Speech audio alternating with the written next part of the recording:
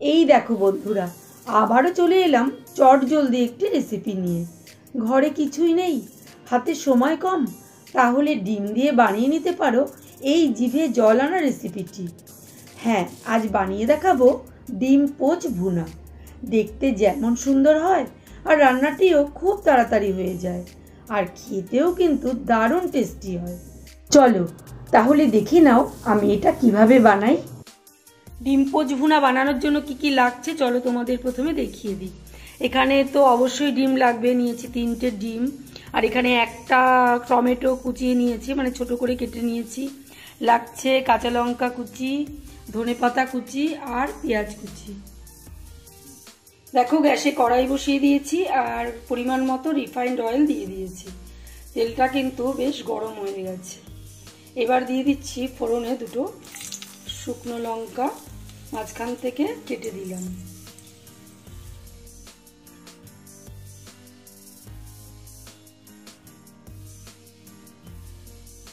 লঙ্কাটা একটু ভাজা ভাজা হয়ে গেলে এবার দিয়ে দেব 1 টিস্পুন মতো রসুন বাটা,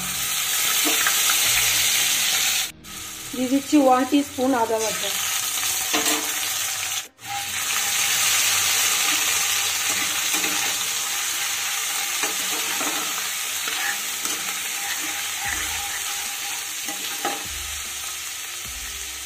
আদা রসুনটাকে তেলে একটু ভেজে নিলাম। খুব সুন্দর একটা গন্ধ বেরিয়েছে আর রসুনের কাঁচা গন্ধটাও কিন্তু চলে গেছে। এবার আমি দিয়ে দিচ্ছি পেঁয়াজ কুচি।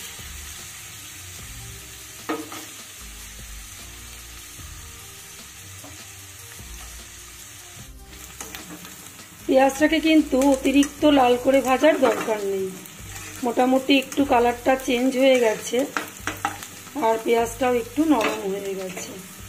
এখন আমি দিয়ে দেব টমেটো কুচিগুলো।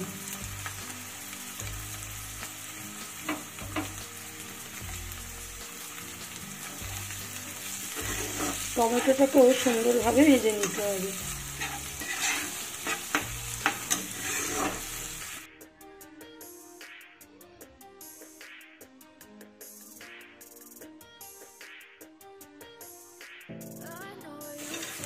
খুব সুন্দর একটা গন্ধ বেরিয়েছে।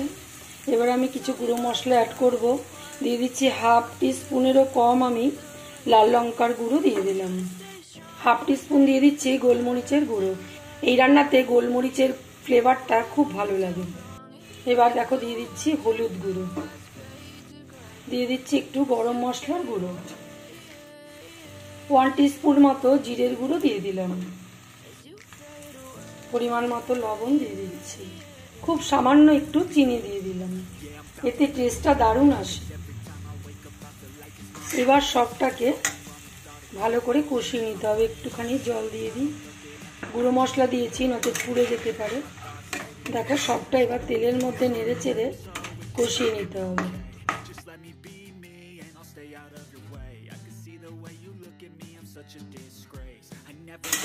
সবটা ভালো করে কষিয়ে নিয়ে এবার গ্যাসের হিটটা একদম কমিয়ে দিয়ে ঢাকা দিয়ে দেবো 2 মিনিটের জন্য।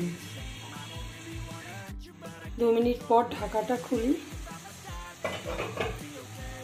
দেখো সুন্দর তেল বেরিয়ে গেছে চতুর্দিকে আর টমেটোটাও কিন্তু অনেকটাই নরম হয়ে গেছে। তবে একেবারে টমেটো গলিয়ে ফেলার কোনো প্রয়োজন নেই। দেখো সুন্দর ভাজা ভাজা হয়ে গেছে। এবার আমি ডিম ভেঙে একে একে ছড়িয়ে দেবো।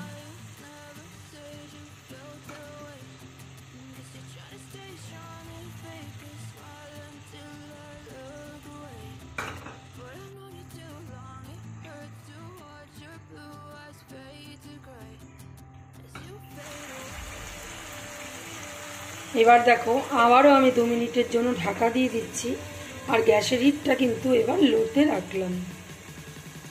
দেখো এবার ঢাকাটা খুলে দিচ্ছি। ডিমগুলো কিন্তু জমে গেছে। এবার এগুলোকে একটু উল্টে দেব।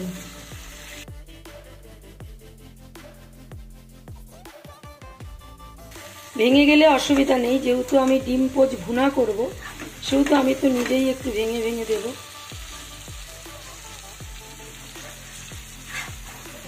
ওই পিঠটাও হয়ে যাবে।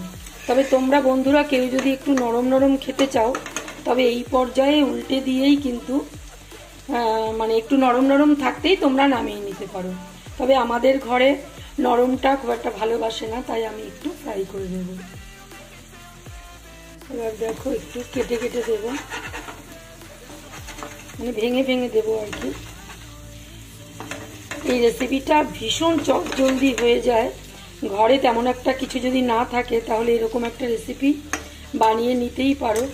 ভীষণ ভালো লাগে, গরম ভাতে তো খেতে দুর্দান্ত লাগে, আর লুচির সাথেও ভালো লাগে, পরোটার সাথেও ভালো লাগে, এমনকি পোলাও ফ্রাইড রাইসের সাথেও খেতে পারো।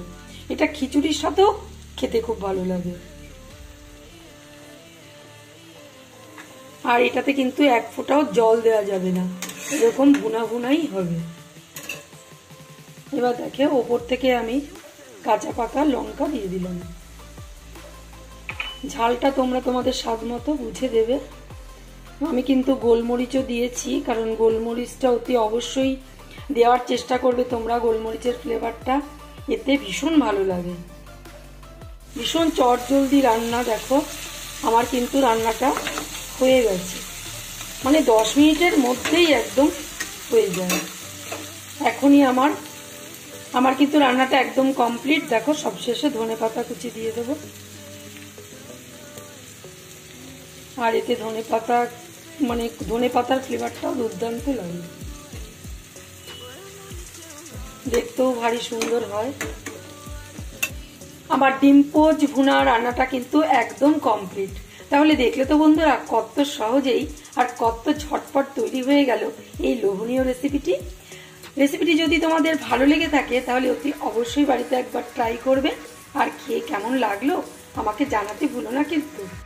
এবার গ্যাসটা অফ করে দিয়ে একটু ঢাকা দিয়ে রাখি স্ট্যান্ডিং টাইমে 2 মিনিট। এবার দেখো 2 মিনিট পর ঢাকাটা খুলেছি। ওয়াও, কি লোভনীয় দেখতে হয়েছে, তাই না বন্ধুরা? চলো এবার নামিয়ে নিয়ে পরিবেশন করি। রেসিপিটি ভালো লাগলে অতি অবশ্যই ভিডিওটিতে একটি লাইক করে দিও, আর তোমাদের কাছের বন্ধু পরিজনদের সাথে শেয়ার করে দিও। আজ তাহলে আসি, সবাই ভালো থেকো, সুস্থ থেকো, ধন্যবাদ।